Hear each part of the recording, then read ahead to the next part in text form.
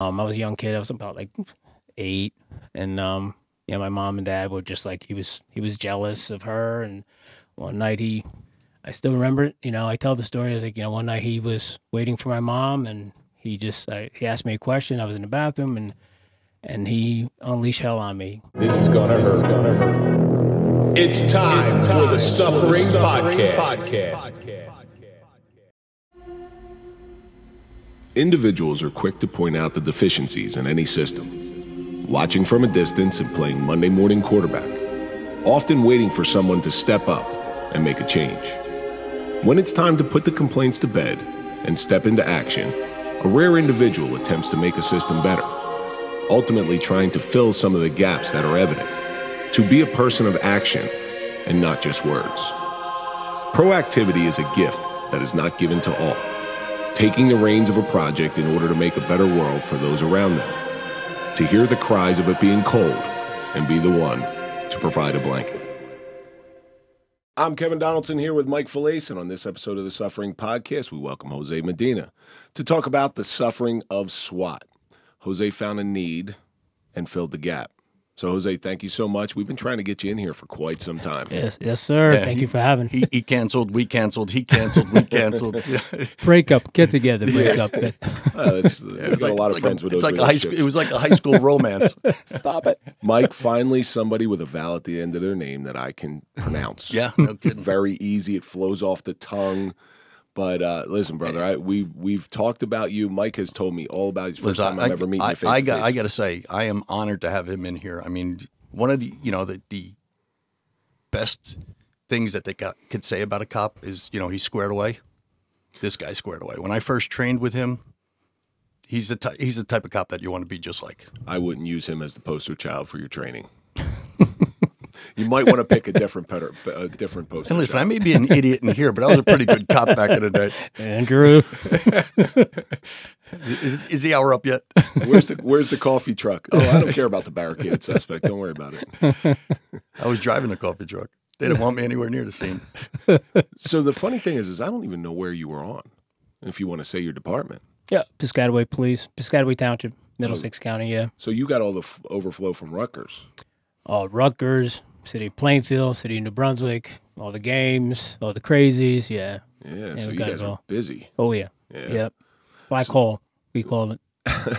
Well, you know what? Before we get into the social media question, let's get a big shout out to our marquee sponsor. That's Toyota of Hackensack. We don't trust anybody, but we do trust them. So if you're looking for a car, go to toyotahackensack.com and let them find you a car. Jose, each week we take a question from our audience. This week's social media question comes from Stephen B. It's, what's the difference between constructive criticism and Monday morning quarterbacking? This was a question that was very near and dear to my heart because in my department there was a ton of Monday morning quarterbacks and I hated it. There was a couple guys who did some constructive criticism and I was trying to wrap my head around what the difference is. But if you were posed that question, being in the field that you are right now, what do you think you'd answer? Constructive criticism would be, it's the pros of things you did efficient compared to the things that need improvement. And then that's my constructive criticism, giving my professional opinion of what you did good, because you always start with what went well, what you did good, and what we could fix. And then, obviously, Monday morning quarterback is usually, in my opinion, is the person that has never been there before. It's a good point. It's a good point. Mike, what do you think? That's exactly what I was going to say. Constructive criticism is someone who knows. And like you said, you're going to say, okay, this went well. What can we improve on this? And Monday morning quarterbacking is probably from the guys upstairs, like we were saying before, that did a year on the street and say, why is the kid doing this? Why is the kid doing that? When they've never done it, they've never been in a situation like that. I think a lot of it has to do with intent. If I'm giving you constructive criticism, I'm telling you these things because I'm trying to make you better. Monday morning quarterback, I think for a lot of these people who do it, and I'm going to generalize here and say a lot of it comes from bosses. It's demeaning. It's not made for you to feel good about. Unless you did something entirely egregious. But most of the time, it's made to chop down your ego a little bit. Let's say you had a good job on the street. Well, somebody's going to come in there, and they're not going to say one good thing about that job that you did, but they're going to tell you 10 things that you did wrong, right. Even though the job turned out good. But you said it before. Cops are like crabs on a barrel. Once one tries to get up, they grab him and pull him back down. Yes, so you get a lot of that. You get a lot of Monday morning quarterbacking from people who are in your position. Yep. Well, why do you do it this way? If I was there, I would have done it this way. Shut your fucking mouth. You weren't there. Yeah. When I got promoted, I went to a great leadership school, and it was a major from the state police who knew my brother. He was a retired trooper, so we had that bond. And one of the best things he ever did when he talked about constructive criticism and evaluation of your people, and he goes, the first and foremost thing is when you go out there as the supervisor and you're about to, give somebody constructive criticism. You don't want to unload on them, but you want to give them that professional thing. Make sure you as a supervisor, make sure that you know what you're about to say, what you're about to criticize them on, give the expertise that you know from experience. But if you made a mistake, even if you have experience, if you made the mistake, he goes like this. He pats himself on the back. And all of a sudden, like, the kid behind me, new young kid sergeant, he's like, you compliment yourself?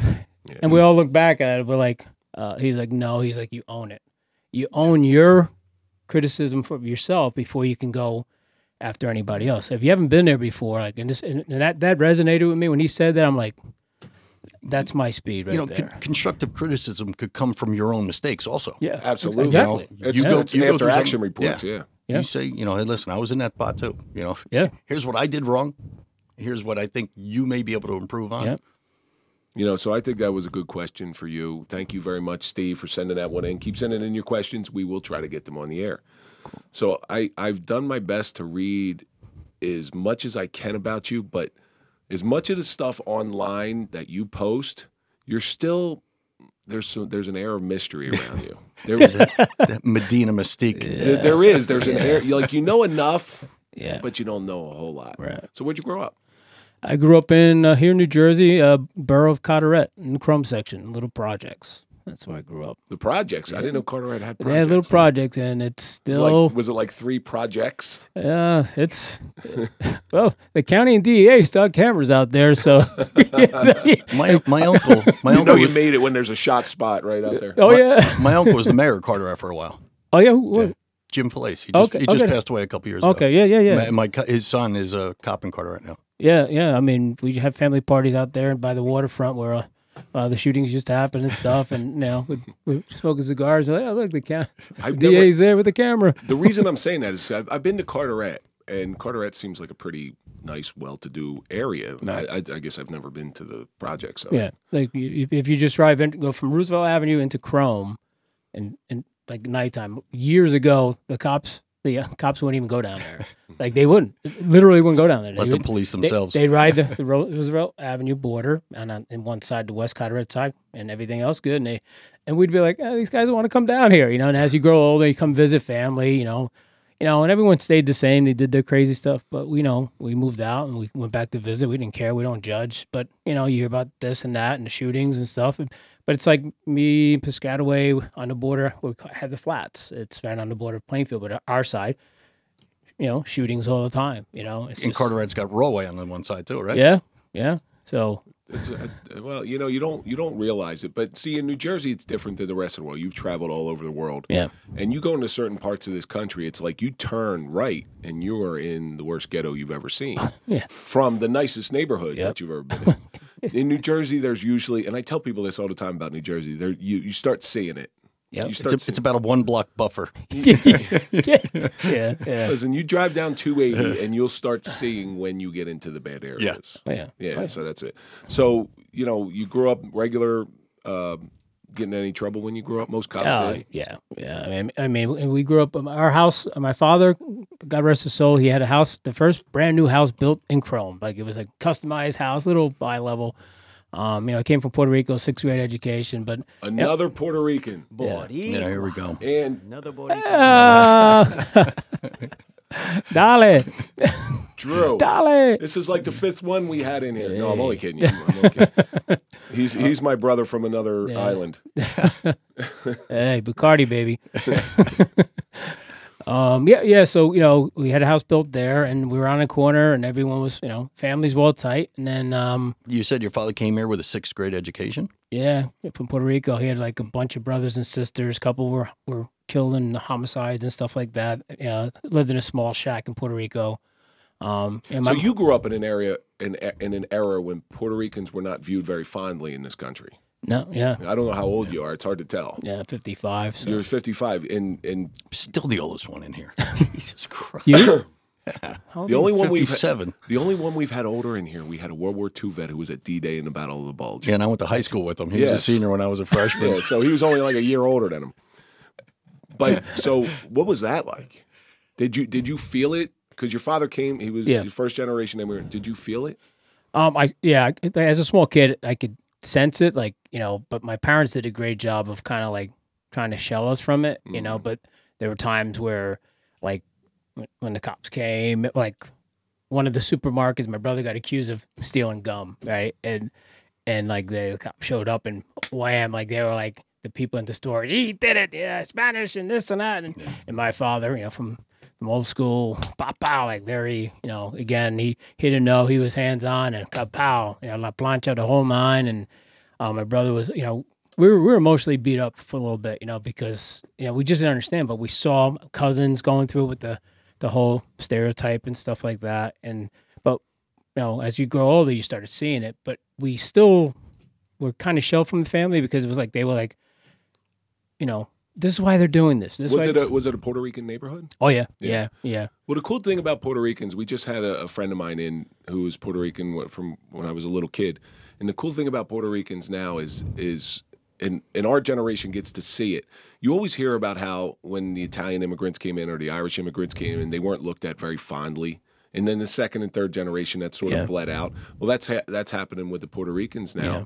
And I think it's wonderful because they've assimilated into American society. And they're like everybody else now, every other first or second generation person. Yeah, so that's kind of cool. And even that, like, is a good point because my dad and mom, I got to say, and our family name from the Medinas and the Rosados, like, as we were like the staple of the town of that area. And there's a lot of blacks and Hispanics, right? But everyone knew us, so they knew the name, like, oh, Medina, oh. So like it was kind of like the Italians, like you knew, don't touch, no toca, or shit's gonna go real, But and then eventually our parents got us out of it, especially the big riot that took place, a big fight from like the Woodbridge crew versus Carteret. There was a big like thing at the park, and next thing, shots fired, hundreds of cops came, mutual aid. And that's when my mom was like, it's time to get out of here. And we wound up just moving out of Carteret into Woodbridge Township, just across the way. Woodbridge came in, fought our guys. Woodbridge lost. So we went to the losing side. The losing side. Okay. So as you grow up through high school, did the trouble stop? Did you start straightening out? Like, yeah, I mean, I was good for a little bit, but my parents were going through marital problems. It was bad, and I was a young kid. I was about like 8, and my mom and dad were just like, he was jealous of her. And one night I still remember it. I tell the story. I was like, one night he was waiting for my mom, and he asked me a question. I was in the bathroom, and he unleashed hell on me. He took his frustrations out on me, and I was beat down pretty good. And then locked myself in the room. I was all beat up, and he's crying after he beat the crap out of me. And my mom said that was it. And then they called for the divorce, and he moved out. But for me, I just knew he was hurting. You know what I mean? And I forgave him as a young kid. Like, I didn't understand. Like, like a dog. Oh, I'm so sorry, Dad. What did I do? I'm sorry I did whatever I did. I'm sorry I did what I did. Yeah, and honestly, like, years of 2010, right before he died of cancer, like, I was with him. I was out of work on injury. I was with him in the hospitals because he had cancer, and I was at the house with him, hospice. We talked, and one thing he said to me, he at his place, he said, "I just want you to know, I just want you to forgive me for what I did back." And he brought it up. I'm like, "Dad, I forgave you after it happened." Yeah, you know what I mean? So it's I mean that put him at peace anyway. Oh yeah. You remember when your parents used to spank you or something, and they would tell you that line? Yo, this is going to hurt me more than it hurts you. Yeah. There is some truth to that, but there are some sick, sadistic parents who should never be parents. Yeah. But we do have to understand that parents, especially, are you the firstborn? No, I'm the youngest out of 3. They don't, like, there's no manual for, especially back then, there's no manual for how to raise a child. They don't know. Yeah. And they're human beings. We sometimes forget that parents, I know my kids forget their parents are human beings sometimes. We have feelings.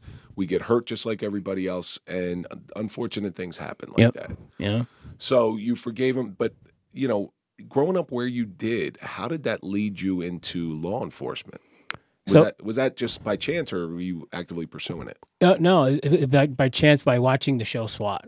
Ironically, when SWAT came out, I was a little kid, and between that and Batman and Robin, you know, like, oh, I watched that stuff. Fighting crime. But it was like I saw SWAT, you know, and I started watching it, and I loved the music. And then I remember one day at my grandma's house, my father had the old Chevy, you know, when you pull on the brake, the car would move, you know. So I'm in the parking lot in an apartment, and all of a sudden I pull the brake thinking like I'm a police officer, and the car starts rolling down.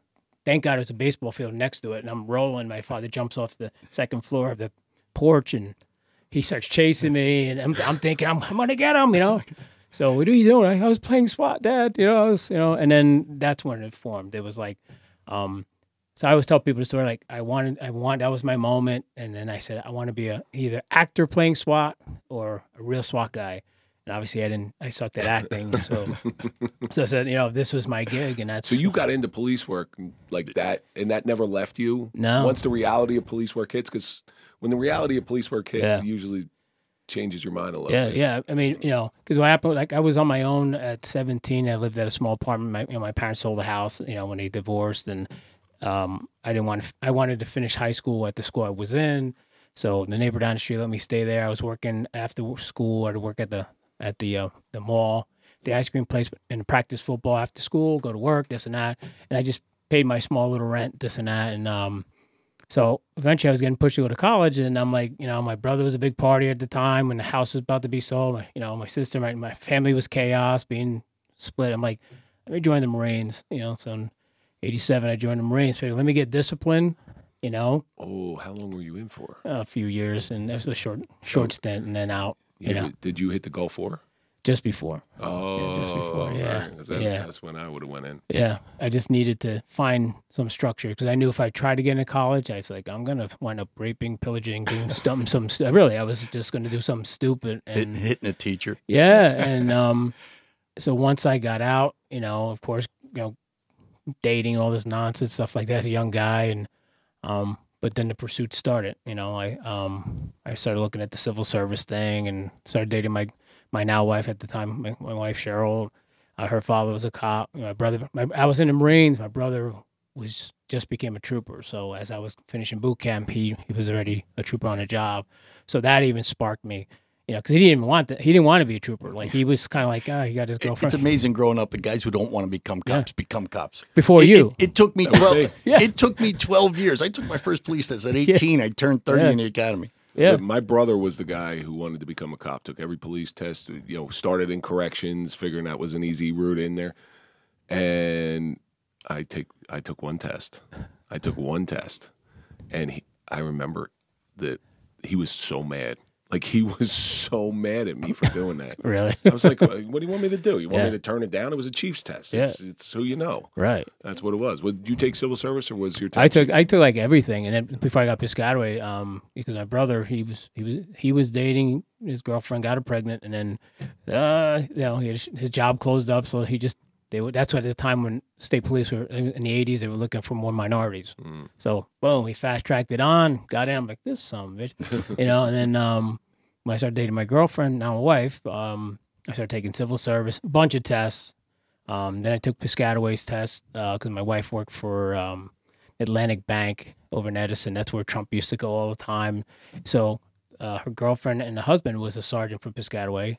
So, ironically, we wound up playing like a touch football game at a picnic for the company. and the husband, he was a sergeant, and he goes, "Oh yeah, and, you know, give me your information." So we're playing. I throw like a bomb to him. He catches a touchdown, but he blows his knee out. Like he tears his ligament in his knee. But we win. It's a great job interview. Yeah, yeah, exactly. I was like, "Oh no, Kid, you got the job. yeah." And then like I didn't think nothing of it. I'm like, "Oh, this guy's never gonna give me the chance." And so he was in charge of training. So I got the letter from Middlesex County Corrections. So my father-in-law, another one, got arrested. So Woodbridge guy, he's like, just get in the pension. Like, just get it and learn something. So I took it. I'm just going to take it. And as I took it, all of a sudden I got this packet in the mail from Piscataway. The guy remembered me. He says, make sure you put this in, submit it. So I took the test for the Chiefs, aced the whole thing. But, you know, it's a Chiefs test. So I'm like, I don't know how I was going to get in. So now I'm in corrections. So I go on afternoon shift, and I'm seeing all the SOG guys, like the red patch guys, you know, and like, hey, how you doing? My name's Jose. Nice to meet you. So like, they were like, listen, dude, if you ever want to join the SOG team, you know, because I was much bigger and stuff like that, like whatever. So the lieutenant at the time, he was a sergeant, afternoon shift. He goes, hey, if you want to do some sparring at the team trailer up by the county, Middlesex County, let's do it.